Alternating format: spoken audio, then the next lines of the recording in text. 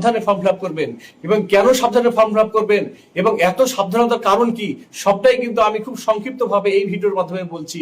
সেটা হলো যে আপনারা কিন্তু অলরেডি জেনে গেছেন যে এই ফর্মে কিন্তু 12 পাতার ফর্ম ফিল আপ কিন্তু করতে হবে।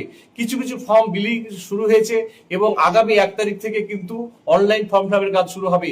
তার আগেই আপনাদেরকে আইনের এই পদ্ধতিটা কিন্তু জানতে হবে, তা না হলে কিন্তু আপনারা কিন্তু শেষে কিন্তু ফেসে যাবেন সকলেই। প্রথম কথাই হলো যে আপনার এই ফর্মে যে ডেটাগুলো চেয়েছে বা যে তথ্যগুলো চেয়েছে, আপনার তথ্য, আপনার পরিবারের যে প্রধান তার তথ্য, আপনার পরিবারে যে সদস্যরা আছে তাদের তথ্য, সবই কিন্তু চেয়েছে। আপনাকে যেটা করতে হবে যে এই তথ্যগুলো কিন্তু A to Z কিন্তু সবগুলোই কিন্তু নিখুঁত ভাবে দিতে হবে। অর্থাৎ আপনার নামে যদি 4টে ব্যাংক অ্যাকাউন্ট থাকে, 4টেকেই কিন্তু লিখতে হবে। অর্থাৎ আপনি যে মনে করবেন যে আমি মানে দুটো লিখবো আর দুটো লিখবো না, তা করলে কিন্তু হবে না। বা আপনার নামে যে জমিগুলো আছে, যে বাড়িগুলো আছে, সমস্ত তথ্য কিন্তু দিতে হবে।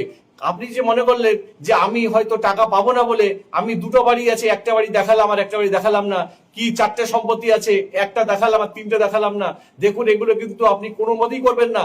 এগুলো আপনার ক্ষেত্রেও করবেন না, আপনার পরিবারের প্রধানদের ক্ষেত্রেও করবেন না, বা আপনার যে পরিবারের সদস্য আছে তাদের ক্ষেত্রেও করবেন না। অর্থাৎ আপনার মানে যতটা ব্যাংক অ্যাকাউন্ট আছে, যতটা সম্পত্তি আছে, যতটা বাড়ি আছে, যতটা গাড়ি আছে, সব মানে ওই ফর্মে যা যা চাইছে একদম টোটো সত্যি কথা বলবেন। কোন রকম কোন তথ্য গোপন করবেন না। কারণ আমি একটা আইনের কথা জানিয়ে রাখি, আমাদের ভারতে আইনে বলা আছে যদি কোনো ফর্ম ফিল আপ করার সময় বা যে কোনো বিষয় জানানোর সময় কোন রকম কোন তথ্য গোপন করা চলবে না। যদি কেউ তথ্য গোপন করে বা ইচ্ছাকৃতভাবে তথ্যকে অ্যাভয়েড করে যায় বা এড়িয়ে চলে, তাহলে বলা হচ্ছে যে তার বিরুদ্ধে আপনার মানে কি যে ভারতীয় আইন অনুযায়ী চিটিং মামলা হবে, একদম চিটিং মামলা হবে। আর যদি দেখা যায় যে আপনি এই ফর্ম ফিল আপটা করেছেন, তাতে মানে তথ্য গোপন করেছেন বা অ্যাভয়েড করেছেন, সরকার যদি পরবর্তীকালে এটা ধরতে পারে বা জানতে পারে, তাহলে কিন্তু সরকার চাইলেই কিন্তু আপনার বিরুদ্ধে কেস করতে পারে বা এফআইআর করতে পারে। এবং কেস বা এফআইআর যদি হয়, তো জেনে রাখবেন যে সেই চিটিং এর যে ধারা, সেই ধারা অনুযায়ী কিন্তু আপনার কিন্তু 7 বছর পর্যন্ত কিন্তু জেল হতে পারে।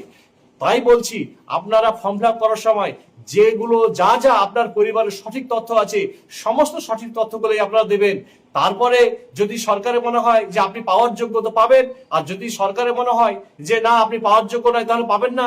কিন্তু টাকা পাওয়ার কারণে কোনো মতেই যেন ভুল তথ্য যেন আপনি না দেন, এই কথাটা কিন্তু আপনি খুব ভালোভাবে মাথায় রাখবেন।